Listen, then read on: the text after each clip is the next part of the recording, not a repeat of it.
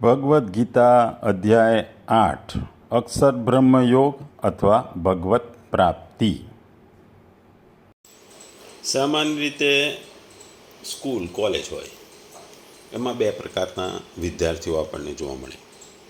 એક પ્રકારના વિદ્યાર્થીઓ કેવા હોય કે જે સ્કૂલમાં જે ભણાવે એને ઘેર જઈ ફરીથી વાંચે, સમજે અને એનું રિવિઝન કરે. અને આખા વર્ષ દરમિયાન જે સ્કૂલમાં ભણાવવામાં આવતું હોય એ રોજનું રોજ ભણે, સમજે અને પોતાના મગજમાં ઉતારે.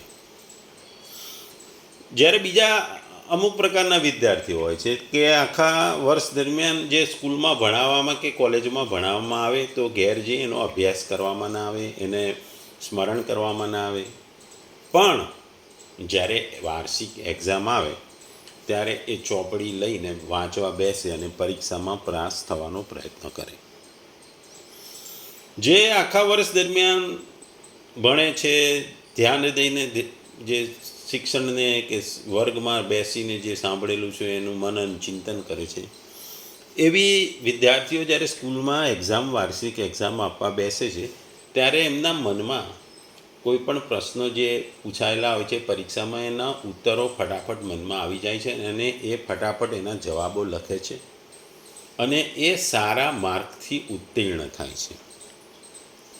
જ્યારે બીજા પ્રકારના વિદ્યાર્થીઓ જે વર્ષ દરમિયાન મહેનત નથી કરતા પણ પરીક્ષાના 5-6 દિવસ કે અઠવાડિયા પહેલાં વાંચવાનું ચાલુ કરી પરીક્ષામાં પાસ થવાનો પ્રયત્ન કરે છે, એવા વ્યક્તિઓ જ્યારે એક્ઝામના ક્વેશ્ચનોમાં જ્યારે થોડા ડિફિકલ્ટ ક્વેશ્ચન હોય તો એ ગોથે ચડી જાય છે.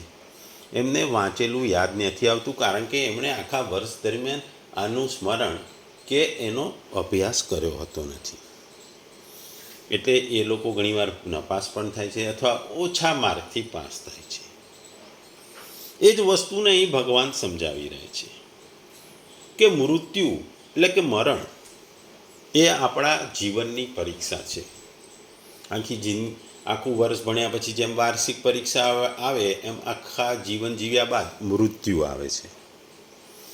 આ મૃત્યુ આવે છે ત્યારે વ્યક્તિના મનમાં શું ફરતું હોય, શું હોય. આગલા શ્લોકમાં ભગવાને કીધું કે જે મને સ્મરણ કરે એને ભગવત પ્રાપ્તિ થઈ જાય છે, ભગવાનનું સ્મરણ કરે એને ભગવત પ્રાપ્તિ થઈ જાય છે.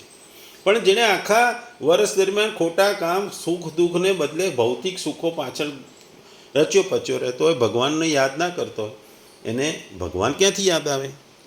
અને જેને આખા વર્ષ દરમિયાન આધ્યાત્મિક તરફ થોડું ધ્યાન આપ્યું હોય એને મૃત્યુ સમયે ભગવાન યાદ આવે. અને જે યાદ આવે મૃત્યુ સમયે, અંત સમયે એ વસ્તુ મળે, એ વસ્તુ આ શ્લોકમાં કહે છે. ભગવદ્ ગીતાનો અધ્યાય 8 અક્ષર બ્રહ્મ યોગ, શ્લોક 6. યમ યમ વાપી સ્મરણમ ભાવમ ત્યજતી અંતે કલેવરમ તમ તમ તમ એવમ એતિ કૌંતેય સદા તદ્ભાવો ભાવિતઃ. ગુજરાતીમાં જો આ શ્લોકને કહીએ તો હે કુંતી પુત્ર, શરીરનો ત્યાગ કરતી વખતે મનુષ્ય જે ભાવનું સ્મરણ કરે છે એવા જ ભાવથી તે નિશ્ચિતપણે પ્રાપ્ત કરે છે.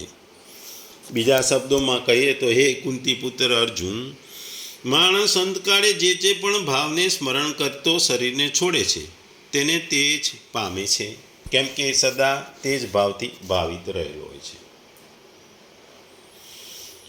જો આ શ્લોકને સમજવાનો પ્રયત્ન કરીએ તો આ શ્લોકમાં જે આગલા 5મા શ્લોકમાં ભગવાને કહ્યું હતું કે અંત સમયે જે મને સ્મરણ કરે છે અથવા મને યાદ કરતાં કરતાં શરીરને તજે છે તે તરત મારી પ્રકૃતિને પામે છે. એટલે અહીં પ્રશ્ન થાય કે ભગવાનને જો અંત સમયે યાદ કરીએ તો ભગવાન પ્રાપ્તિ થઈ જાય, તો જે આખું જિંદગી આધ્યાત્મિકતા તરફ હોય કે જે ભગવાનને ભજતો હોય, ભગવાનને યાદ કરતો હોય, એને શું? એ પ્રશ્નનો અહીં જવાબ આપી રહ્યા છે ભગવાન. એ વસ્તુને અહીં સમજાવી રહ્યા છે. ભગવાન પોતાની દયા ભાવના અને પોતાની ન્યાયની પદ્ધતિ એટલે ન્યાયની વસ્તુને અહીં ખાસ સમજાવી રહ્યા છે. ભગવાન એવું નથી કહેતા કે મને જ યાદ કરશો તો જ ભગવત પ્રાપ્તિ થશે, અને બીજા કોઈને મરણ સમયે અંત સમયે યાદ કરશો તો એ વસ્તુ નહીં મળે. ભગવાન એવું નથી કહેતા. ભગવાન બધા માટે દયા રાખે છે. ભગવાન દરેક માટે ન્યાય રાખી રહ્યા છે. દરેક વસ્તુને ભગવાન પોતાના જેવી જ ગણે છે. એટલે ભગવાનની દયા ભાવના છે, એ ન્યાય ભાવના છે. ભગવાન કોઈ પણ વસ્તુને પોતાનાથી મોટી, પોતાનાથી નાની ગણતા નથી. આમ તો સામાન્ય રીતે એવું છે, જ્યાં ન્યાય મળતો હોય ત્યાં દયા ભાવ ના હોય, અને જ્યાં દયા ભાવ ના હોય ત્યાં ન્યાય ના હોય. પણ અહીં ભગવાન બંને વસ્તુ આપણને આપી રહ્યા છે. કારણ કે ભગવાન આગલા શ્લોકમાં કીધું કે મને અંત સમય યાદ કરશો તો ભગવત પ્રાપ્તિ, એટલે મને પામશો, ભગવત પ્રાપ્તિ થશે. પણ ભગવાન આગળ અહીં એ પણ કહે છે કે મરણ સમયે તમે જેનું સ્મરણ કરશો એ વસ્તુ તમને મળશે. ભગવાનને નહીં, બીજું વસ્તુને યાદ કરશો તો બી તમને એ વસ્તુ મળશે, એ વસ્તુ પામશો. આપણે સામાન્ય રીતે જોતા હોઈએ છીએ કે કોઈ પણ વસ્તુ હોય એનો અંત નક્કી છે. જે જન્મે છે એનું મૃત્યુ નક્કી છે. અને આમાં આપણે બીજા અધ્યાયમાં જોયું કે મૃત્યુ તો થાય છે, પણ શરીરનો ત્યાગ થાય છે, એમાંથી આત્મા છૂટી પડે છે અને આત્મા એ બીજા શરીરમાં જાય છે. આત્મા મરતી નથી, આત્મા અમર છે. એટલે એક શરીરમાંથી આત્મા બીજા શરીરમાં જાય છે. એટલે મૃત્યુ સમયે જે મનમાં આવે કોઈ પણ વસ્તુ કે તમારા મનમાં આવે, એ આત્મામાં એ વસ્તુનું સંકરણ થાય છે, કે એ વસ્તુ આત્મામાં જોડાઈ જાય છે. અને એ જે સ્મરણ છેલ્લા સમયે કરેલી વસ્તુ આત્મા સાથે શરીર તો છોડી દે છે, અને શરીર છોડીને બીજા શરીરમાં જાય છે. એ દરમિયાન એ વસ્તુ આત્મા જોડે રહે છે, અને પછી એ વસ્તુ આત્મા જોડે જે શરીરમાં થાય છે એ વસ્તુમાં એની અસર આપે છે. એટલે જો મૃત્યુ સમયે તમે કોઈ પ્રાણી વિશે વિચારતા હોય, કે પોતાના પાળતું કૂતરા વિશે વિચારતા હોય, કે પોતાના કોઈ વસ્તુ જોઈતી હોય એના માટે વિચારતા હોય, તો એ અંત સમયની ભાવના એ આત્મા સાથે બીજા શરીરમાં જાય છે, અને બીજા શરીરમાં તમને એ વસ્તુ મળે છે. કૂતરાને યાદ કરો તો કૂતરાનો જન્મ અથવા કૂતરાના યોનિમાં તમે જન્મ લો. એ ભગવાન એ વસ્તુ કહેવા માગે છે. આપણને ખબર છે કે રાજા ભરત મહારાજા હતા. એની એક વાર્તા, એટલે એની ઘણી સૂચક કથા છે. એ મહાન રાજા હતા, પરંતુ એમને ભક્તિનો પ્રત્યે પ્રેમ જાગ્યો. એટલે એમણે પોતાના પુત્રોને ગાદી સોંપી રાજ્યનો પરિત્યાગ કરી અને તપસ્વી બની વનમાં ભગવત પ્રાપ્તિ માટે સાધના કરવા લાગ્યા. એક દિવસની વાત છે, એક વાઘ એક હરણીની પાછળ પડ્યો હતો, અને હરણી તળાવમાંથી ઓળંગી અને આ પાર આવી,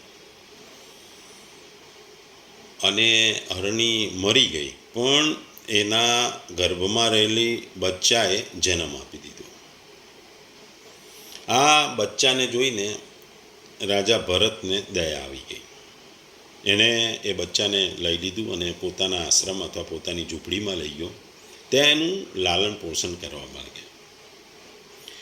એ એટલા બધા હરણા બચ્ચામાં ઇન્વોલ્વ થઈ ગયા કે કોઈ પણ સમયે એની સાથે રહેતા અને એને ખવડાવતા પીવડાવતા. એટલે એમને હરણીના બચ્ચે પ્રત્યે ખૂબ જ આસક્તિ થઈ ગઈ. આખો દિવસ તે હરણાના બચ્ચાનું ચિંતન કરતા. અંતે મૃત્યુ સમયે તેમને હરણનું સ્મરણ થયું અને ચિંતા કરતા રહ્યા. પરિણામ સ્વરૂપ શું થયું કે બીજા જન્મમાં મહારાજ ભરત હરણના રૂપે જન્મ્યા.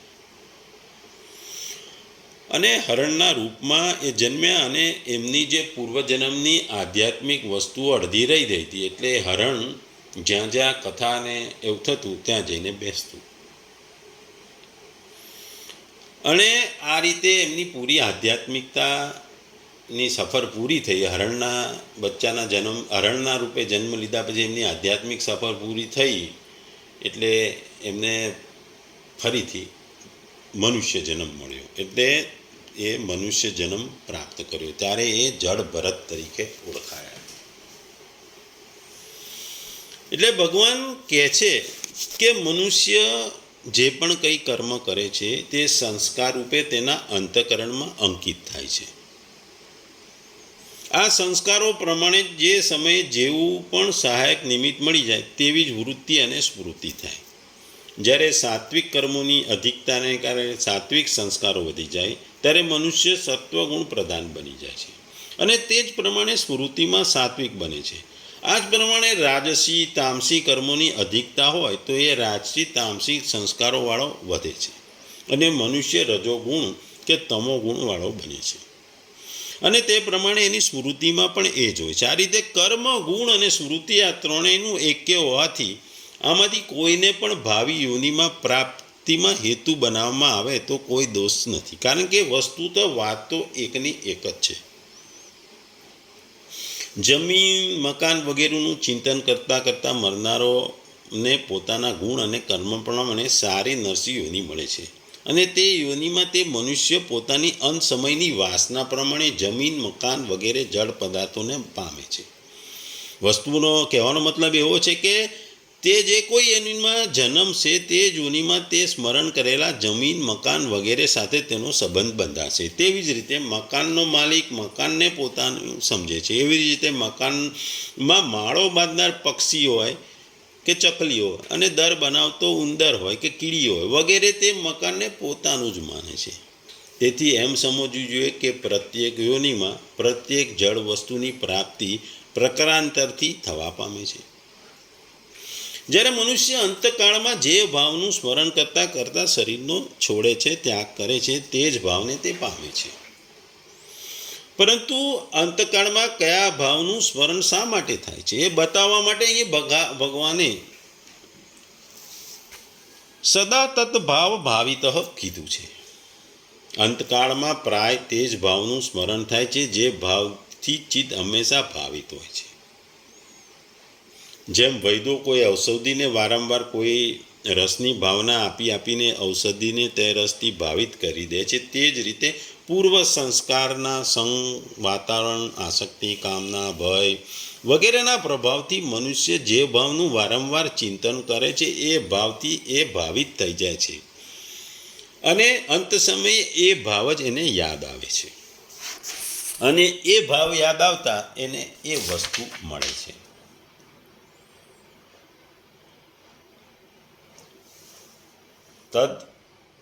તદ ભાવ ભાવિત પદનો અન્ય રીતે અનન્ય કરવામાં આવે તો એનો એવો અર્થ કરવામાં આવે કે મનુષ્ય અંતકાળમાં જે કંઈ પણ ભાવનું સ્મરણ કરતાં શરીરને ત્યજે છે, નિરંતર તે જ ભાવથી ભાવિત થતો રહી તે જ ભાવને પામે છે.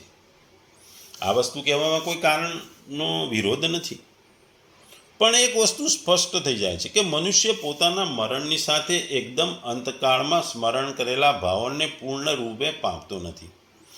મર્યા પછી સૂક્ષ્મ રૂપી અંતઃકરણમાં અંકિત થયેલા તે ભાવથી ભાવિત થતો રહે છે અને નિશ્ચિત સમયે તે ભાવને પૂર્ણ રૂપે તે પામે છે. આપણે સામાન્ય રીતે જોઈએ છે કે કોઈ મનુષ્ય ફોટો લેતો હોય, તે ફોટો જે ક્ષણે ફોટો ખેંચવામાં આવે એ ક્ષણે મનુષ્ય જે સ્થિતિમાં હસતો હોય તો હસતો, રડતો હોય તો રડતો, આંખો પોળી કરેલી હોય તો આંખી પોળો કરેલો, એવું જ ચિત્ર ઉપસી આવે છે.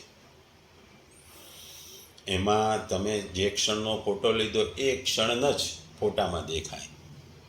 આવી જ વાત આ અંતકાળના મનુષ્યનું જેવું ચિંતન કરે છે તેવા જ રૂપનો ફોટો તેના અંતઃકરણમાં અંકિત થઈ જાય છે. પછી તે ફોટાની જેમ અન્ય સહકારી પદાર્થોની મદદથી તે ભાવથી ભાવિત થઈ સમય જતાં સ્થૂળ રૂપમાં પ્રાપ્ત કરે છે. એટલે આગળ કીધું એમ કે શરીરનો ત્યાગ કરી આત્મા એ છેલ્લા ભાવની સાથે બીજા શરીરમાં જાય છે અને ત્યાં સ્થાયી થઈ અને એ ભાવને પેદા કરે છે. અહીં અંતઃકરણ જ કેમેરાની પ્લેટ છે, તેમાં થનારું સ્મરણ જ પ્રતિબિંબ છે અને અન્ય સુખ સ્મરણની પ્રાપ્તિ એ ફોટો પાડ્યો એવું ગણી શકાય. એટલા માટે જ કહે છે કે જેમ ફોટો પડાવનારો ફોટો પાડતી વખતે બધાને કહે છે કે ભાઈ હસો અથવા ચીયર્સ, જો એની વાતને અવગણના કરવામાં આવે તો આમ હાડક ડોલકવાળો ફોટો આવે. તેવી જ રીતે બધા પ્રાણીઓનો ફોટો ખેંચનાર ભગવાન પણ મનુષ્યને કહે છે કે તમારો ફોટો ખેંચવાનો સમય નજીક છે. કોણ જાણે તે છેલ્લી ઘડે ક્યારે આવે એ નક્કી નથી. તમે સાવધ થઈ જાઓ, સાવધાન થઈ જાઓ, નહીં તો તમારો ફોટો બગડી જશે. તમે તમારા જીવનમાં સારા વસ્તુનું સ્મરણ કરો. અહીં નિરંતર પરમાત્માના સ્વરૂપનું ચિંતન કરતા રહેવું એ જ સાવધાન ગણાય. પરમાત્માને છોડી બીજા કોઈનું ચિંતન કરવું એ ફોટો બગડેલો આપણે કહી શકીએ.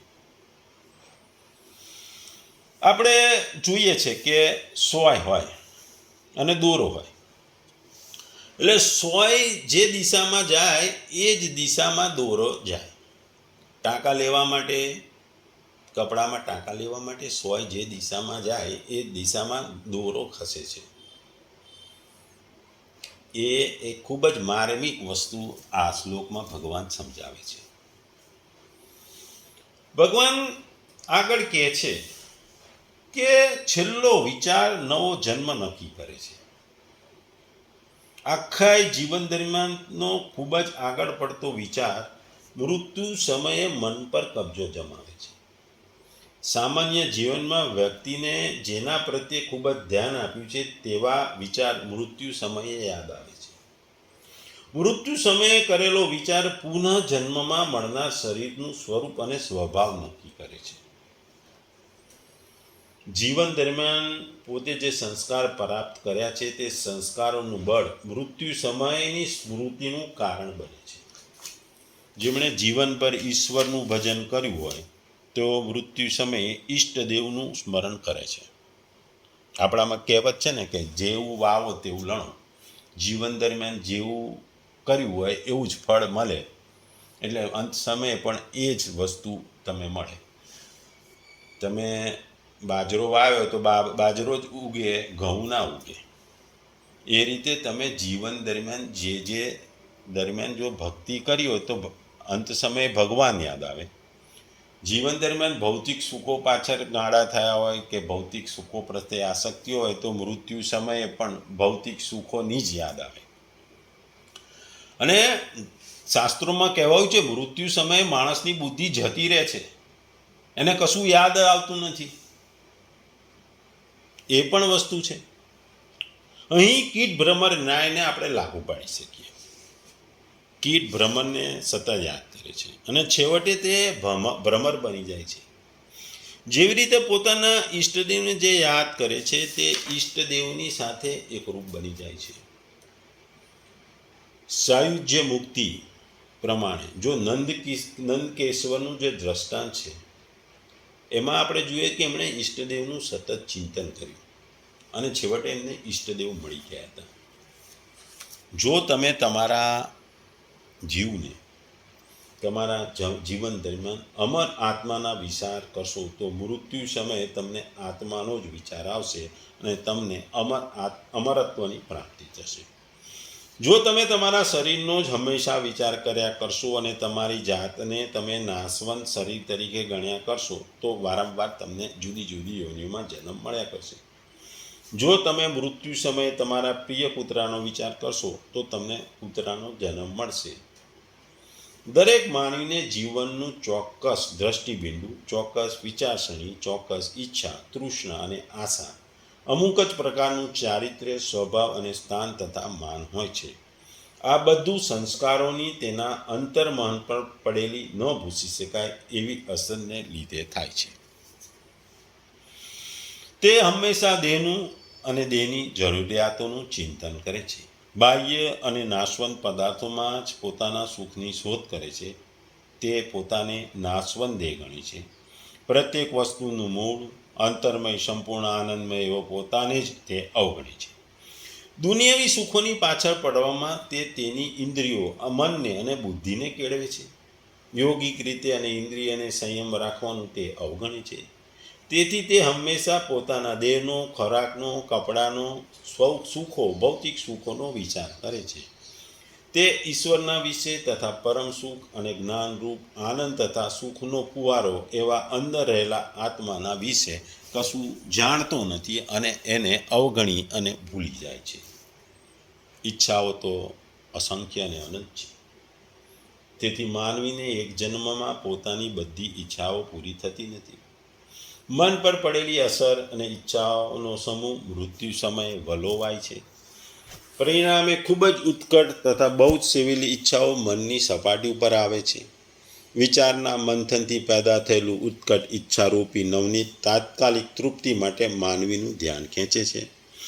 મૃત્યુ સમયે તે ફક્ત તેનો વિચાર કરે છે. જ્યારે આબાને ઉછેરવામાં આવે છે ત્યાં કુંડાઓમાં ઘણા રોપ વાવ્યા હોવા પણ શક્તિશાળી છોડ એકદમ ઉગી નીકળે તેવી અતિ ઉત્કટ ઈચ્છા મનની સપાટી પર આવી જાય છે.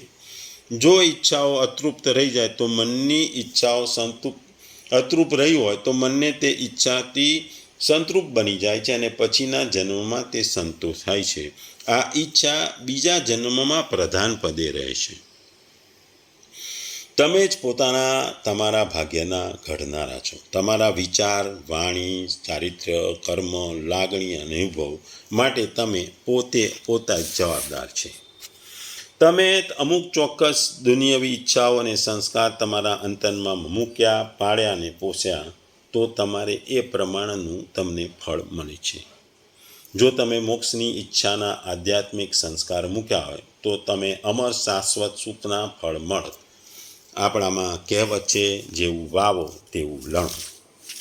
ટૂંકમાં આ શ્લોકમાં ભગવાન આપણને સમજાવે છે કે જે 7મા શ્લોકમાં ભગવાન ઉપાસનાના વિષયમાં મનુષ્યની સ્વતંત્રતા બતાવી હતી, યોમ યોમ યામ યામ તનુ ભક્ત દ્વારા, એ જ વસ્તુ આ શ્લોકમાં ગતિના વિષયમાં મનુષ્યની સ્વતંત્રતા ભગવાને અહીં બતાવી છે. તાત્પર્ય એ છે કે પોતાની ઉપાસના અને ગતિના વિષયમાં મનુષ્ય સંપૂર્ણપણે સ્વતંત્ર છે. તેમાં ભગવાન પોતાના દયાળુ સ્વભાવને કારણે બાધક બનતા નથી, બલકે તેઓ હંમેશા મદદરૂપ રહે છે. મનુષ્ય તેને મળેલી સ્વતંત્રતાનો દુરુપયોગ કરી દુર્ગતિને પામે છે. એટલા માટે મનુષ્યએ સમજવું જોઈએ કે અંત સમયે તમારી ઈચ્છાઓ, સારી વસ્તુઓનો યાદ કરો તો તમને મોક્ષ મળે.